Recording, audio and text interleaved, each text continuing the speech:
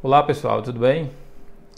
Nesse dia 20 de novembro, o nosso calendário institui o Dia da Consciência Negra.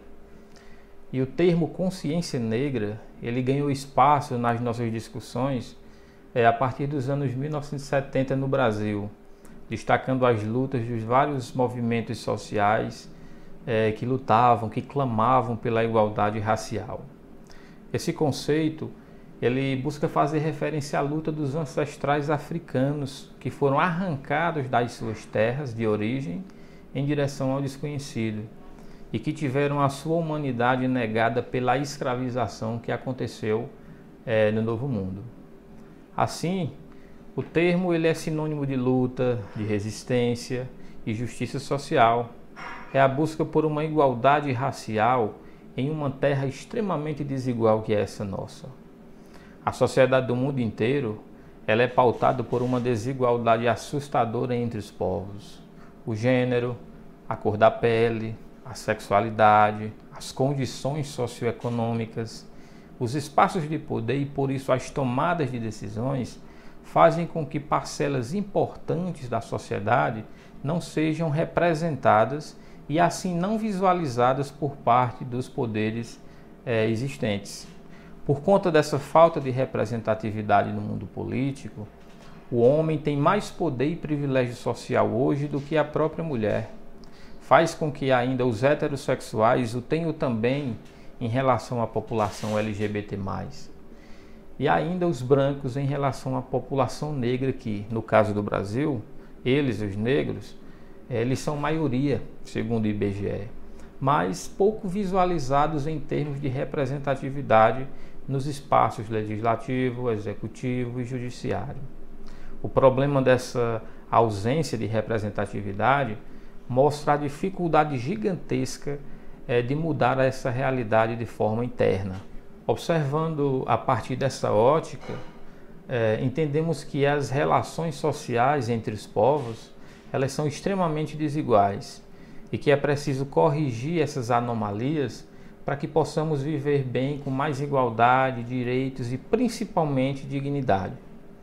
Foram as ideologias colonialistas europeias, por assim dizer, os responsáveis pela disseminação do preconceito racial que reverbera ainda hoje no mundo, mas principalmente no Brasil.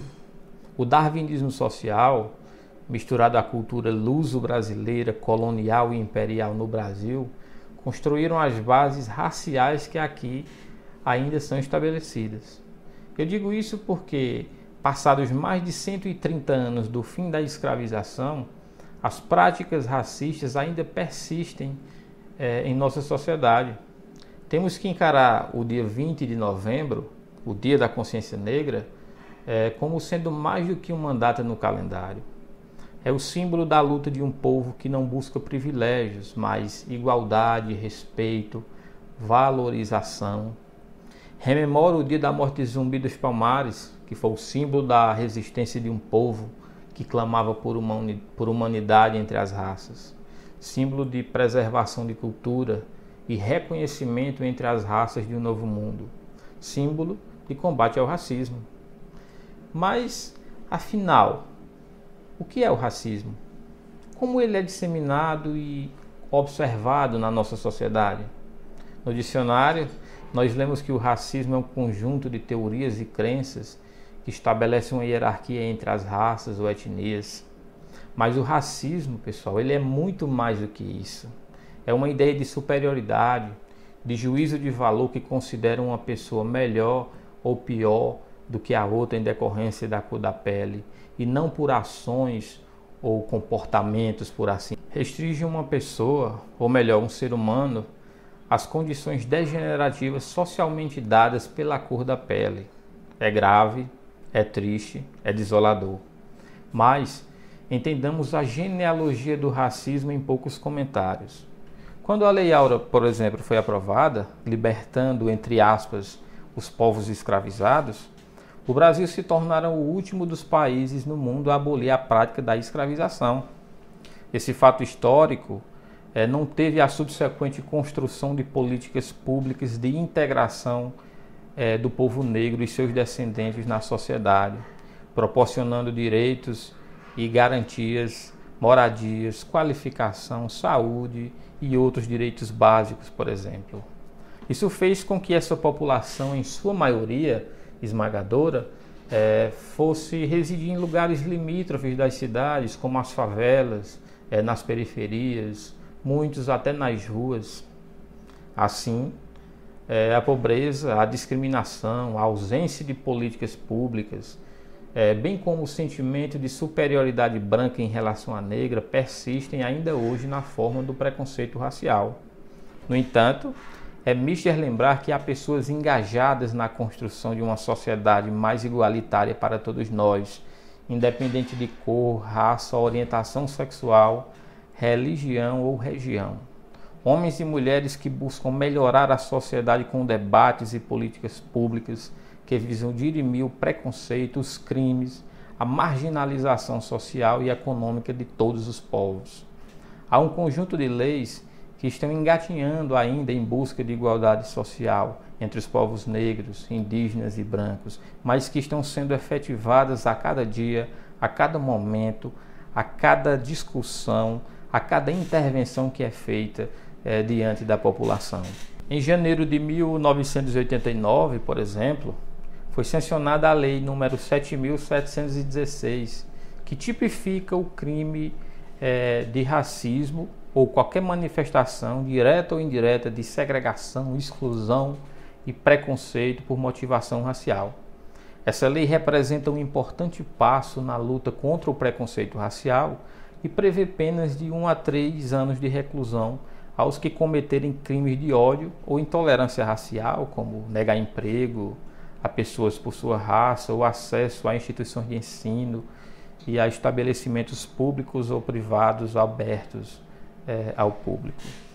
Mas foi a Lei 10.639 que eu considero uma lei de extrema importância, porque ela vem estabelecer a obrigatoriedade do ensino de História e Cultura Afro-Brasileira, e lá em 2008 vão incluir nessa categoria também os indígenas, como sendo disciplinas obrigatórias que vêm fazer parte da grade curricular dos ensinos fundamentais e médios. E também vem estabelecer o dia 20 de novembro como o Dia da Consciência Negra no calendário escolar.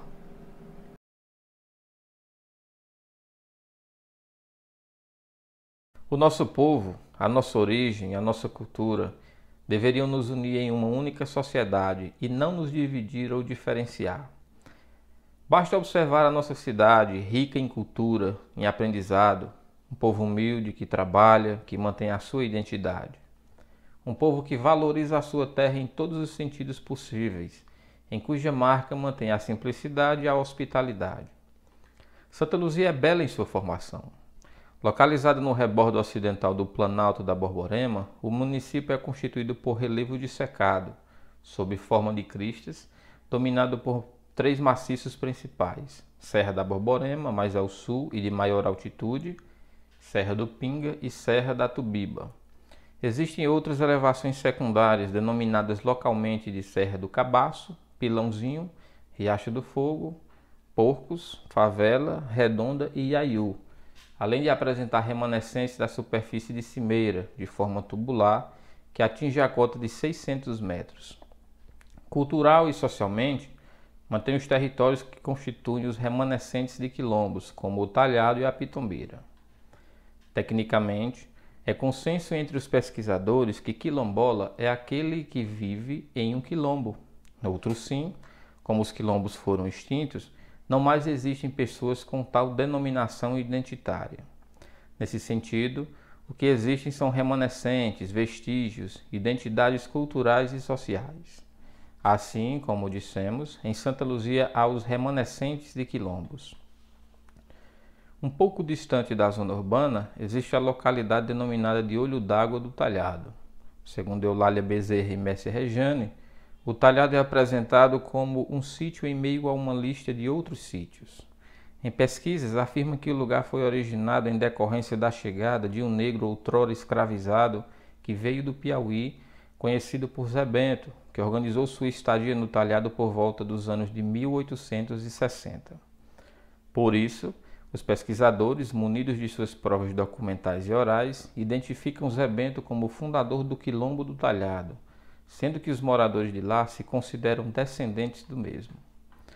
O Talhado foi palco de representações cinematográficas. Todos conhecemos o documentário Aruanda, onde Linduarte Noronha procura retratar o cotidiano de dificuldades e intempéries enfrentados pelos moradores daquela região. No início do documentário, Noronha afirma que os quilombos marcaram época na história econômica do Nordeste canavieiro. A luta entre escravos negros e colonizadores terminava às vezes em episódios épicos como o Palmares. Olho d'Água da Serra do Talhado, em Santa Luzia do Sabugi, estado da Paraíba, nordeste do Brasil, surgiu em meados do século passado, quando o ex-escravo e madeireiro Zé Bento partiu com a família à procura da terra de ninguém. Com o tempo, o Talhado transformou-se num quilombo pacífico e isolado das instituições do país, perdido nas lombadas do Chapadão nordestino, como uma pequena população num ciclo econômico trágico e sem perspectiva, variando do plantio de algodão à cerâmica primitiva.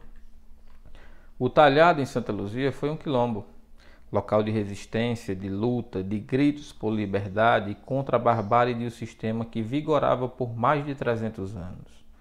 Ainda hoje, podemos observar as marcas de uma época. No entanto, o Talhado encontra-se em decadência populacional com o passar dos anos. Os próprios moradores reconhecem que aos poucos o Talhado vai retornar ao que era antes da chegada de Zé Bento, sendo habitado apenas por animais selvagens. Os fatores identificados para a decadência populacional devem-se às condições climáticas, fatores também de ordem econômica, melhores condições de sobrevivência, oportunidades de emprego. Pesquisadores afirmam ainda que fatores identitários também contribuem para essa separação sociocultural que incorpora o preconceito ainda existente, onde os moradores mais jovens buscam livrar-se de tal associação. Não muito diferente ou distante, podemos nos deparar com a localidade denominada Pitombeira. O quilombo da Pitombeira está localizado na zona rural de Várzea. As pesquisas mostram que se trata de um grupo étnico estimado em 140 habitantes, que, assim como o Quilombo do Talhado, também foi reconhecido pela Fundação Cultural Palmares como remanescentes das comunidades quilombolas. A origem da comunidade é estimada para os anos de 1850, quando a ocupação territorial daquela comunidade ocorreu pela agregação ou doação de terras para ex-escravizados e seus parentes. Os ex-escravizados Mateus Velho e sua esposa Justina foram alforriados e receberam uma doação de terras do capitão Neco da Ramadinha, e assim se iniciou o processo de ocupação dessas terras. Aos poucos, outros homens negros, fugidos ou libertos, foram se fixando nessa localidade, dando espaço e formação a uma comunidade. Hoje, a religião predominante na Pitombeira é a católica, embora as pesquisas demonstrem a sua cultura que está sendo diversificada com outras religiões. Os pesquisadores afirmam que a festa de Nossa Senhora do Rosário dos Pretos, em Santa Luzia, está ligada à origem da comunidade pitombeira e, por isso, tornou-se uma das principais manifestações culturais do grupo. Assim como o Talhado, que praticava diversas atividades artesanais, como as louças, por exemplo, os residentes da Pitombeira também manifestavam a sua cultura material através da produção de chapéus, cadeiras e outros objetos oriundos da palha da carnaúba e madeira. As riquezas culturais de povos e terras de resistência celebram sua luta incansável pelo reconhecimento de cidadania e igualdade, mesmo que, ainda hoje, esses povos sejam vítimas dos mais variados preconceitos existentes. Preconceitos estes que são visíveis e estão presentes no cotidiano da sociedade.